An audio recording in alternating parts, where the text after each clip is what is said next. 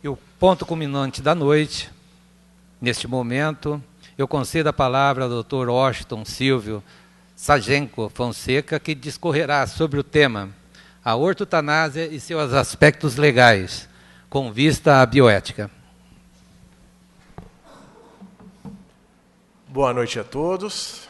É uma grande alegria, e eu falo isso do fundo do meu coração, estar aqui em Jacarezinho com vocês. Quando a professora Laimer e a Maite me convidaram para estar aqui, eu aceitei prontamente o convite, ainda mais por saber da excelente reputação e do interesse que vocês têm aqui pelo direito na Universidade Estadual do Norte do Paraná. Gostaria de cumprimentar o professor Cláudio Honor, professora Lucy, professor Luque e os demais professores também aqui que compõem a mesa. Grande prazer estar aqui, muita satisfação, um grande prazer. E hoje eu vou tratar de um assunto com vocês que é um tanto quanto polêmico. A ortotanásia e seus aspectos legais com vistas à bioética. É uma coisa aparentemente complicada, tem muito tabu por trás aqui, que a gente vai falar da morte. E eu vou confessar uma coisa a vocês, eu tive já a oportunidade de palestrar em alguns lugares, e eu gosto muito de trabalhar com um público jovem como vocês, porque eu também sou jovem. A gente tem uma cabeça aberta, uma linguagem boa para se comunicar. E eu confesso que, além de ser um grande desafio, é uma grande alegria, porque vocês são formadores de opinião. E isso dá a oportunidade de vocês também captarem um conhecimento, como também propagar o que a gente vai conversar aqui. Porque muito não é discutido na televisão, o assunto não é discutido em nossas casas. Enfim, a academia, onde estamos aqui hoje, é o lugar ideal para abrirmos as nossas mentes, as cabeças, para que a gente possa entender um pouco melhor a questão morte, a questão que envolve o direito, ou seja, um assunto bastante polêmico. E, enfim, eu tive a grata honra esse mês também, até comentei com a professora Laimer há pouco, fui convidado pela Unesco, agora em setembro, a ir a Israel para discutir essa mesma palestra que a gente está tendo aqui hoje. E discutir também as mudanças legislativas que o Brasil está propondo e que traz no Congresso Nacional em relação à ortotanásia e à eutanásia. Gostaria do próximo, por favor? Agora, a primeira pergunta que eu gostaria de fazer a todos vocês e aí eu gostaria, aí, de repente, até uma manifestação, que acho que a interação é a melhor coisa que a gente pode ter. Vocês já pensaram de que forma que vocês gostariam de morrer? Já pensaram em algum momento como eu gostaria de morrer? Alguém já pensou nisso? Ninguém quer pensar na morte, né? É um momento muito complicado. Todo mundo pensa no final de semana, na casa do namorado, na casa da namorada, na praia, numas férias, enfim, mas ninguém pensa na questão morte. E não porque nós somos egoístas, em absoluto.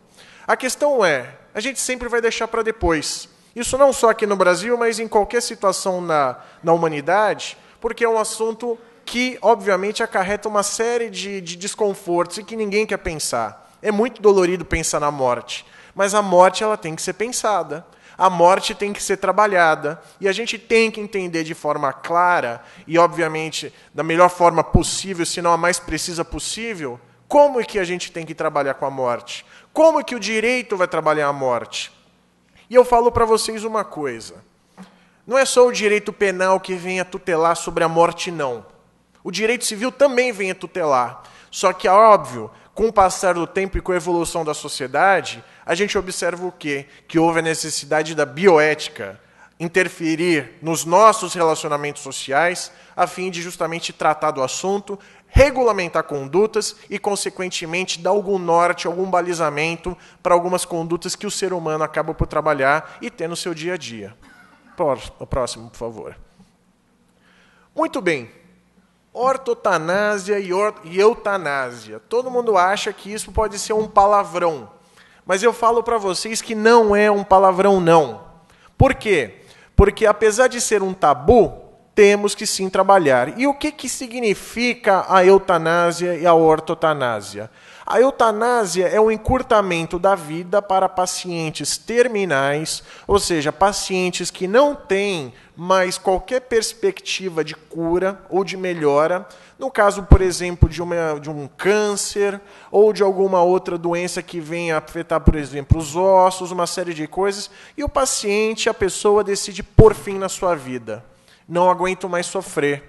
Não quero mais viver dessa forma, isso me incomoda, eu acho que o melhor caminho que tem é a morte. Isso vem sendo discutido desde os primórdios da humanidade, tá certo? A ortotanásia já funciona de uma maneira um pouco mais branda.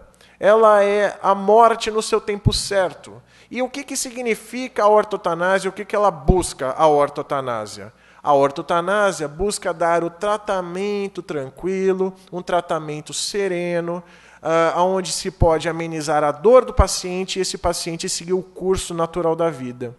Mais para frente, nas apresentações de slides que a gente vai observar aqui, a gente tem a definição, a origem da palavra no grego, para que vocês possam eventualmente tomar nota, ter um conhecimento e até fazer futuras pesquisas na internet, enfim, pesquisas acadêmicas. Mas como os senhores e senhoritas podem observar, a eutanásia ela já vem sendo discutida lá dos primórdios, lá da Grécia, do Egito. E uma das coisas que a gente costuma justamente falar é que Platão, Sócrates e Epicuro, e olha só que interessante, muitos alunos, e eu fui um deles, e depois eu me rendi à filosofia, tanto que eu estou finalizando meu mestrado em filosofia do direito, ninguém dá valor para a filosofia, o que é um grande equívoco, para não falar mesmo uma grande besteira, porque a filosofia dá um grande norte e ela dá justamente o quê?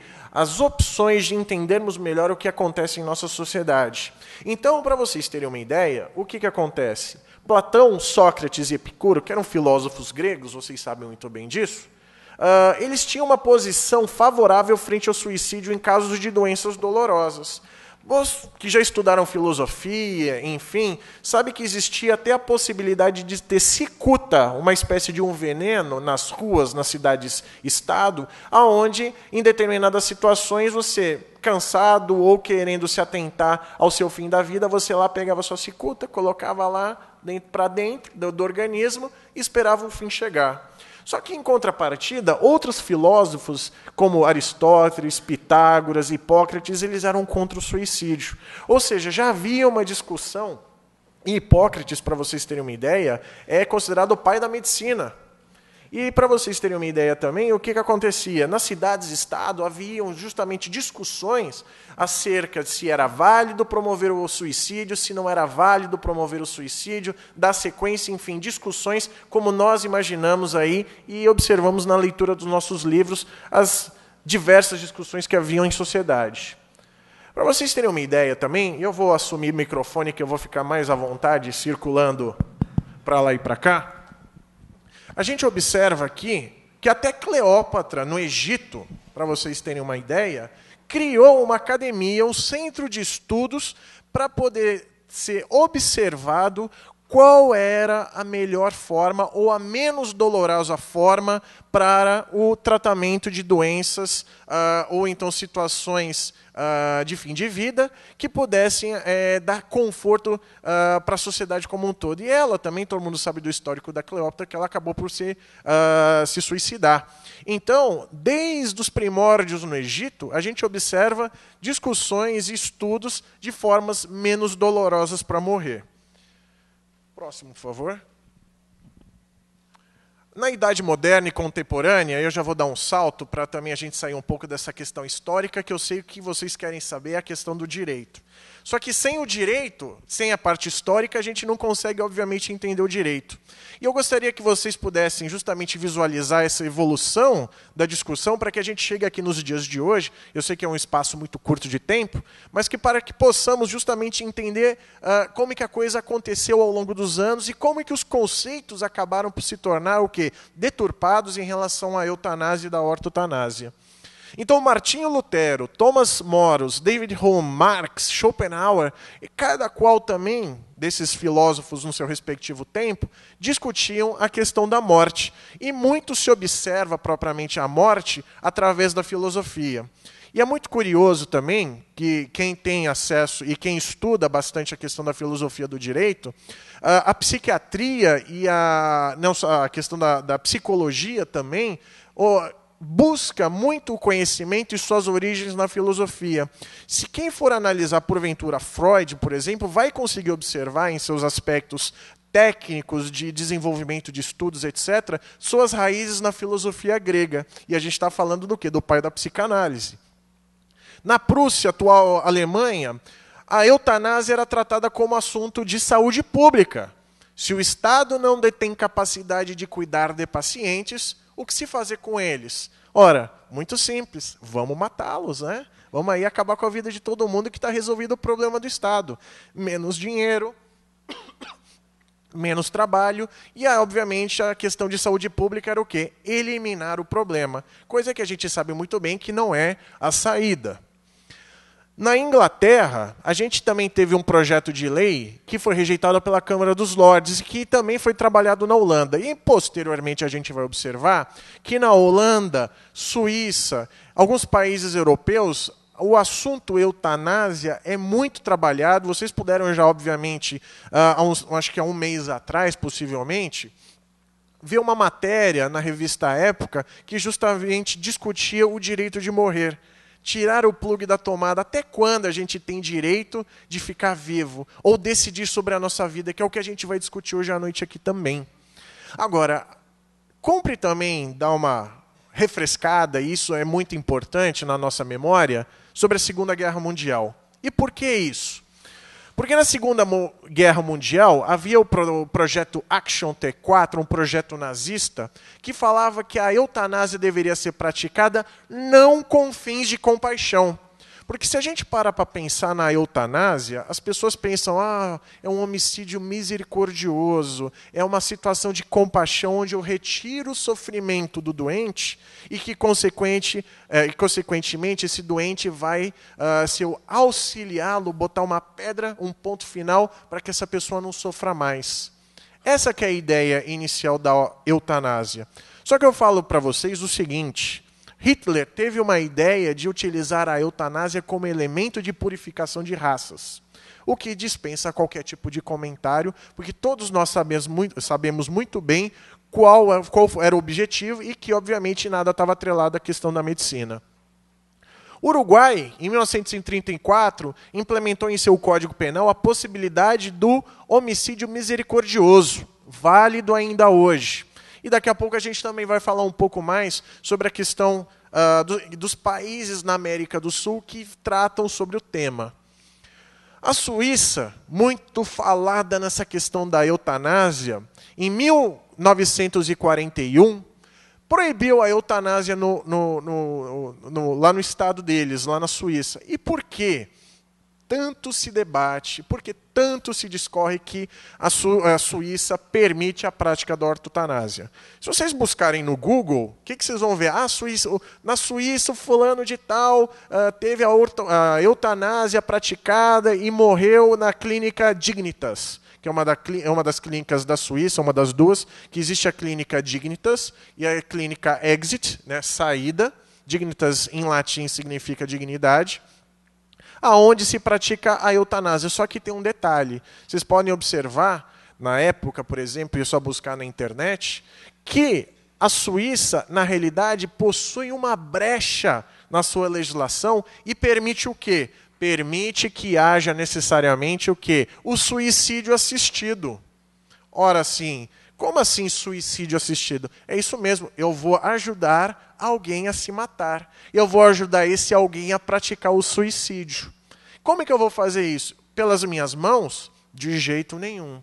Vou lá, entrego lá um potinho, lá, um copinho com veneno para a pessoa, e aí pergunto-se para ela, sempre registrado por uma câmera, tá certo? Está sempre sendo gravado. Você está consciente dos atos que você está praticando? Sim, eu estou. Então está aqui o copinho para você, tome o seu veneninho, e daqui a 2, 3 minutos você começa a sentir uma sonolênciazinha gostosa, e de repente, pum, a pessoa apaga e morre. Por que ela apaga e morre? Ela entra justamente, ela começa a ter falência pulmonar, para vocês terem uma ideia. E essa falência pulmonar, o pulmão com esse veneninho, né, ele vai diminuindo a capacidade respiratória até o indivíduo atingir o resultado que ele quer, que é o quê? Propriamente a morte. Então, necessariamente, a eutanásia na Suíça ela não é autorizada, mas o suicídio assistido ele é. Então, eu vou auxiliar uma pessoa, viu, professora Leimer, que aí a gente chega e fala o seguinte: toma o veneninho, tenha consciência e que, consequentemente, esse terceiro não coloca a mão no paciente. Não coloca a mão na pessoa que, obviamente, escolhe o caminho a ser trabalhado, que é o objetivo morte. E eu digo, é qualquer paciente que pode ser beneficiado, entre aspas, e a gente vai ver que não é nenhum tipo de benefício a eutanásia? Respondo para vocês prontamente que não é qualquer paciente. O paciente que justamente trabalha com a ideia da eutanásia são pacientes terminais. Ou seja, não é aquele paciente que de repente tem uma depressão, está sofrendo de problemas psicológicos, mas é um paciente que porventura vai ter um problema de coordenação, de distrofia muscular, por exemplo, um problema neurológico, outro exemplo, um câncer avançado, entre outras coisas que a gente poderia ver. Tá certo? Então a gente tem que tomar muito cuidado. Próximo, por favor. E aí a gente esbarra na questão da religião. Ora, como que a gente vai encarar este assunto com a religião sendo envolvida? Falo para vocês que é uma situação muito curiosa, porque religião, sociedade e lei, elas andam o quê? Emaranhadas entre si. Estão totalmente emaranhadas. E eu falo isso por quê? Porque e eu pude observar isso lá na PUC em São Paulo, no mestrado, uma das grandes invenções que a humanidade, que o homem criou, foi a religião. Ah, mas, professor, você não acredita em Deus? Acredito, sou católico, tenho amigos evangélicos, meu cunhado, por exemplo, é judeu, eu acredito sim em Deus, acredito, no meu caso, em Jesus, e não estou aqui para falar qualquer coisa diferente, mas a gente observa que a religião é muito diferente da questão da espiritualidade. A religião foi criada justamente como instrumento até de manobra de pessoas, e obviamente que em estudos um pouco mais aprofundados a gente consegue ver isso, seja ela de qual forma for implementada. Mas o que isso tem a ver com a morte? Porque, obviamente, a morte, a religião, ela vai trazer respostas a eventuais dogmas, eventuais situações onde a ciência não conseguiu ainda atingir o seu objetivo, ou seja, responder por A mais B como que as coisas acontecem. Então entra a religião para que a gente possa justamente justificar, muitas vezes, o injustificado. A Igreja Católica, em 56, através do Papa Pio XII, liberou um manifesto onde concordava com a utilização de cuidados paliativos. E o que são esses cuidados paliativos? São cuidados que necessariamente vão trazer conforto para o paciente e que, obviamente, esse conforto vai ser aplicado até o último dia de vida dessa pessoa. E óbvio que a gente pôde acompanhar, e muitos de vocês também, a situação do Papa João Paulo II. Todo mundo soube e sabe, isso é público, que ele faleceu no Vaticano, no seu quarto. Já ele tinha mal de Parkinson, a doença evoluiu, e que, consequentemente, o que aconteceu com ele? Ele seguiu o curso natural da sua vida. E em 1995, ele também se manifestou através do Evangelho da Vida, ou seja, uma manifestação papal, se assim a gente pode dizer, aonde ele também ratificou, ou seja, concordou, com a implementação da ortotanásia, como forma de pôr um ponto final, uma solução ao excesso terapêutico que é praticado contra as pessoas, porque aos olhos da igreja também, não só o encurtamento da vida vai contra a vontade de Deus, mas o prolongamento da vida também vai contra a vontade de Deus. E olha só que interessante, a gente tem o direito canônico, não estou falando da religião, temos o direito canônico que trata também sobre esses assuntos. Em 1981, a Holanda, através da Corte de Roterdã, um país onde a eutanásia é liberada, estabeleceu critérios para o uso da eutanásia. Por quê? Teve que se botar um freio, porque senão a coisa começava a degringolar e simplesmente não havia qualquer tipo de estabelecimento de critério, enfim, uma série de situações onde, obviamente, tem que se pôr regras para que haja a sua prática. Em 96, o Brasil teve um projeto rejeitado, um projeto de lei, para a implementação da eutanásia também aqui em território nacional. Na Colômbia, em 97, a Corte Constitucional permite, para vocês terem uma ideia, um perdão judicial, se assim a gente pode dizer, para pessoas que auxiliam pacientes terminais a pôr fim na sua vida. Ou seja, pessoas que, obviamente, auxiliam pessoas que estão em sofrimento, em momento de sofrimento, a praticar o suicídio. Então, o que acontece? Vai lá, pratica o suicídio, mas através de uma decisão jurisdicional, uma decisão judicial, a gente observa o quê? Que o sujeito ele pode ser absolvido do seu ato, desde que fique devidamente comprovado que o paciente beneficiário, entre aspas, propriamente dito, da eutanásia, teve consentimento pleno de que ele queria aquele ato e que, consequentemente, havia o consentimento daquela parte. Nos Estados Unidos, na Califórnia, houve um projeto de lei também que foi rejeitado, mas o estado do Oregon, por exemplo, tem a eutanásia autorizada através de um projeto de lei. E aonde que a gente consegue verificar de uma forma até um pouco menos técnica, eu digo até um pouco mais divertida, eu não digo divertida porque não é um assunto para a gente dar risada, mas para a gente possa ver em casa, ter uma reflexão um pouco maior, um pouco menos pesado. Existe um filme que se chama Você Não Conhece Jack, que é um filme do Dr. Jack Kevorkian, o Dr. Morte, e é estrelado pelo Al Pacino esse filme. E é um filme tão bom que ele retrata justamente os quase 100 e poucos homicídios, né, que o Dr. Jack Kevorkian praticou no curso da sua vida, porque ele auxiliava os seus pacientes a pôr fim na sua vida.